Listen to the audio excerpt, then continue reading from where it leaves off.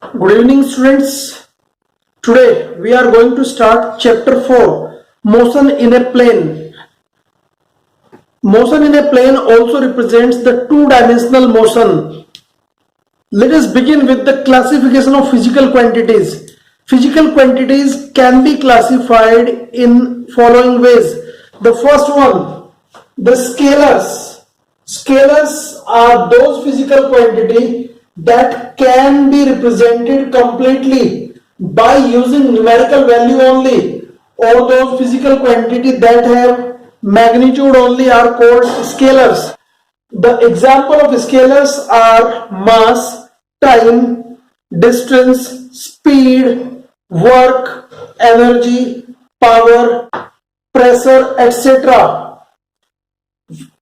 Vectors, those physical quantities that can be completely represented by their numerical value along with a suitable direction. Those physical quantities that have both magnitude and the direction are called vectors. Example of vectors are displacement, velocity, acceleration, force, momentum, torque, impulse, etc. Third type of physical quantities are tensors. The physical quantity that has magnitude and direction, and its value also depend upon the choice of axis of rotation. Although the value have although the physical quantity have numerical value and direction, but along with these two, the third decisive quantity is there, that is choice of axis of rotation. Such a physical quantity is called tensor. The only example lies moment of inertia. Next, phasors, those physical quantity that vary alternatively, or we can call it sinusoidally, are called phasors. Phasors are AC, alternating voltage, alternating power, etc. Now, representation of a vector. How can we represent a vector? A vector is the physical quantity that have magnitude as well as direction. So a vector can be completely represented by representing both numerical value as well as its direction. To represent numerical value, we take a line, or we can call it a scaled line. The value of line is scaled along with the numerical value of the physical quantity. Also, an arrowhead is used to show the direction. Let us assume any vector A that has 25 Newton value towards east. So, I just suppose 5 Newton is equal to 1 centimeter. So, to draw 25 Newton completely, I have to draw a 5 centimeter line, and the arrow representing towards east will be the direction of this. So this value is called, this is the representation of a vector. This is called tip of vector, tip, and this is called tail of vector. So a vector tip to tail represents the numerical value and the arrowhead shows the direction. Symbol of a vector can be represented in its symbol by putting an arrowhead over the symbol of the physical quantity, or you can say sign of physical quantity or symbol of physical quantity along with arrow over it is the representation of a vector. Sometimes it is difficult to put arrow over the symbol of physical quantity. In such a case, the symbol of physical quantity can be printed in boldface. So this way we can represent the vector. Let us discuss few important definitions about vectors. First are equal vectors. Equal vectors, any number of vectors having same magnitude and same direction are called equal vectors. In figure I have taken three vectors, vector A, vector B and vector C. The length of tip to tail of each vector is equal, and also all the three vectors are pointing in the same direction. That's why vector A is equal to vector B and is equal to vector C. All the three vectors are called equal vectors. Now we come to the parallel vectors. Parallel vectors are any number of vectors having same direction are called parallel vectors. Important to note, the magnitude may be same, may not be same. यानी जरूरी नहीं कि magnitude equal हो. Magnitude may be same, may not be same. If I assumed vector A, vector B and vector C, all the three are pointing in the same direction, but all the three are having different length, means magnitude of each vector is different. So I can say vector A is parallel to vector B and vector B is parallel to vector C. So all the three vectors are parallel to each other. Important thing to note here, all the equal vectors are special case of parallel vectors, or we can say equal vectors are subset of parallel vectors. Means equal vectors are a special case of parallel vectors, means parallel vectors having same magnitude. Now we will discuss about the negative or opposite vectors. Negative or opposite vectors are any two vectors having same magnitude but opposite direction. Both the vectors must have the same magnitude, but their direction is exactly opposite to each other. So what is the common difference between the equal vectors and negative vectors? Equal vectors and negative vectors are differed by the angle between them. If angle between two vectors is 0, then they are said to be equal vectors. If magnitude of two vectors is equal but their angle is 180 degree and both are having direction opposite to each other are called negative vectors. If I assume vector A and vector B, both are having same magnitude but direction is entirely opposite to each other, that's why I can say vector A is equal to negative of vector B, or I can say vector B is equal to negative of vector A. So these are called negative vectors. Now we come to the anti-parallel vectors. Any two vectors having opposite direction are called anti-parallel vectors. The magnitude may be same, may not be same. I have assumed two vectors A and B having different magnitude, both are pointing in the opposite direction. So I can write vector A is anti-parallel to vector B or vice versa. Here worth to note is all negative vectors are also anti-parallel vectors. Means all negative vectors are subset of anti-parallel vectors. Number 5, collinear vectors. All the vectors having any magnitude and any direction are called collinear vector if they work along the same line. Direction may be same, may not be same. Magnitude may be same, may not be same, but if all the vectors are working along the same line, then these are called collinear vectors. Here I have shown three vectors A, B and C. The direction of vector A and B is opposite. Vector A and vector C are in same direction, but all the three are working along the same line. That's why these are called collinear vectors. The magnitude may be same, may not be same. I have already told. Now number 6, coplanar vectors. Any number of vectors having any magnitude, any direction are called coplanar vectors if they work along the same plane. If they are working in the same plane, then they are said to be coplanar vectors. Here I have shown 4 vectors A, B, C, D working in the same plane, maybe in the different direction, maybe in having different magnitude. Number 7, co-initial vectors. Those vectors that are having common tail are called co-initial vectors.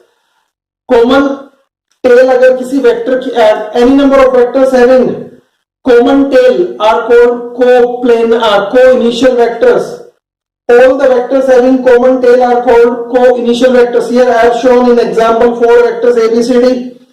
All the 4 vectors are having different magnitude, different direction, but the only thing common with them is that they are originating from the same point. That means they all are having common tail. So these 4 vectors are called co-initial vectors.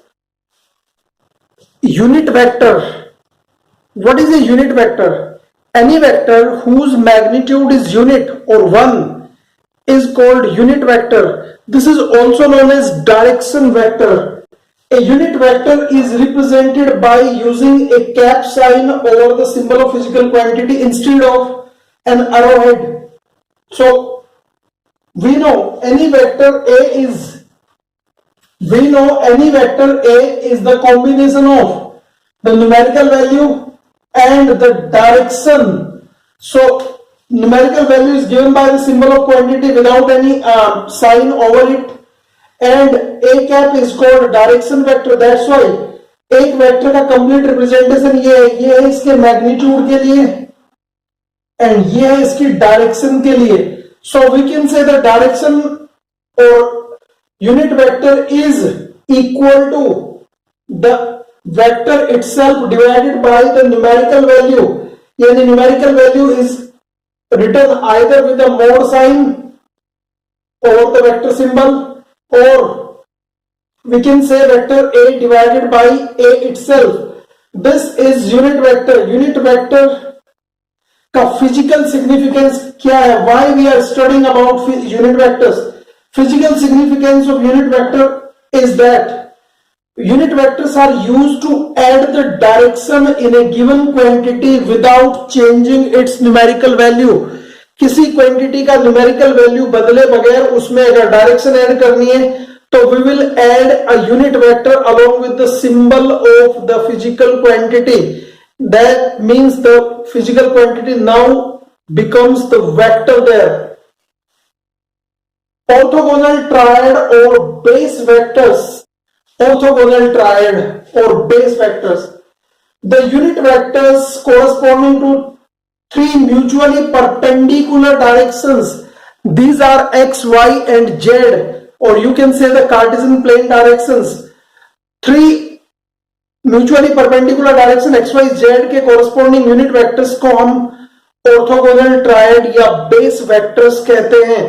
These unit vectors are represented by I cap, j cap and k cap in the respective direction of x, y and z. How shall we represent? I have assumed this is direction x, this is direction y, this is direction z. I have cut the segment of 1 meter each on the three axes. x axis पर 1 metre segment को मैंने cut कर लिया, y axis पर 1 metre segment मैंने cut कर लिया और z एक्सिस पर भी 1 मीटर सेगमेंट कट कर लिया. तो either I will write it vector x,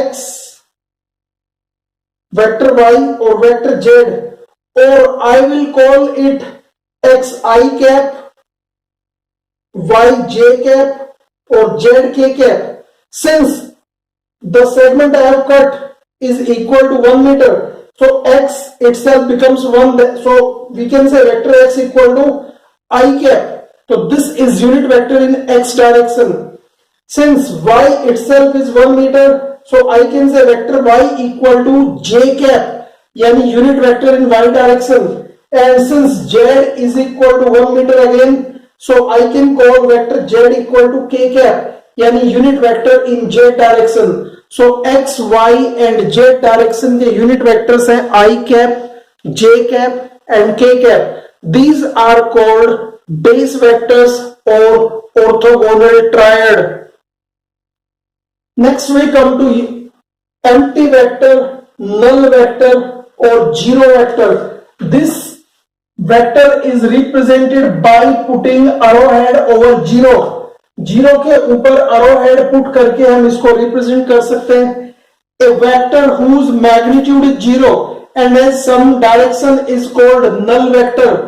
कोई भी वेक्टर जिसका मैग्नीट्यूड तो जीरो है बट उसमें कोई ना कोई डायरेक्शन है, ऐसे वेक्टर को मैं नल वेक्टर या एम्प्टी वेक्टर या फिर जीरो वेक्टर कहता हूं. इसका एग्जांपल क्या है फिजिक्स में?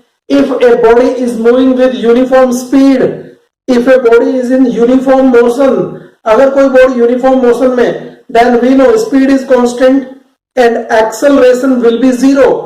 But since body is moving in a certain direction, that's why we will call acceleration is a null vector. हमें पता है F force equal to होता है m into a, mass into acceleration, and force itself is a vector quantity. So I can say force is a null vector in uniform motion.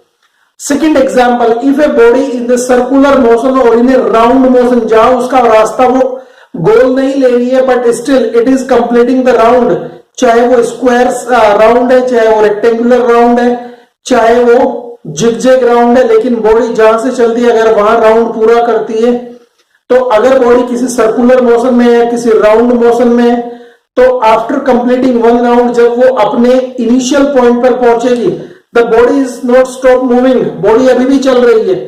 So at the origin the velocity and the displacement of the body will be called null vector, क्योंकि numerical value has become 0 at the origin, but since body is still moving in a particular direction, so it has direction, so the velocity and displacement at the origin is null vector. What is the physical significance of null vector? null vector का physical significance क्या है? I have taken three vectors A, B and C. With A I have added one null vector. null vector add करने पर vector A की set पर कोई असर नहीं होगा. What remains? Vector A itself. अगर मैं वेक्टर B में वेक्टर जीरो कैप को अगर मैं वेक्टर B में से नल वेक्टर को माइनस करता हूं तो भी इसकी सेट पर कोई असर नहीं पड़ता, वेक्टर B ही मुझे मिलता है. बट अगर वेक्टर C या किसी भी वेक्टर में अगर मैं नल पॉइंट किसी भी वेक्टर में अगर मैं नल वेक्टर का मल्टीप्लाई करता हूं तो ये उस वेक्टर को भी नल वेक्टर बना देता है. तो physical significance is that addition और subtraction of null vector to a given vector does not change the value of given vector. अगर किसी वेक्टर में नल वेक्टर को जोड़ा या घटाया जाए तो उस वेक्टर की सेट पर कोई असर नहीं पड़ता, वो एज इट इज बना रहता है. But multiplication of a null vector to a given vector produces a null vector again, यानी उस वेक्टर को भी ये null कर देता है, null vector बना देता है. So this is all about today's class. In the next class we will discuss about few more definitions and the operations performed over the vectors. Thank you for watching. Have a good day.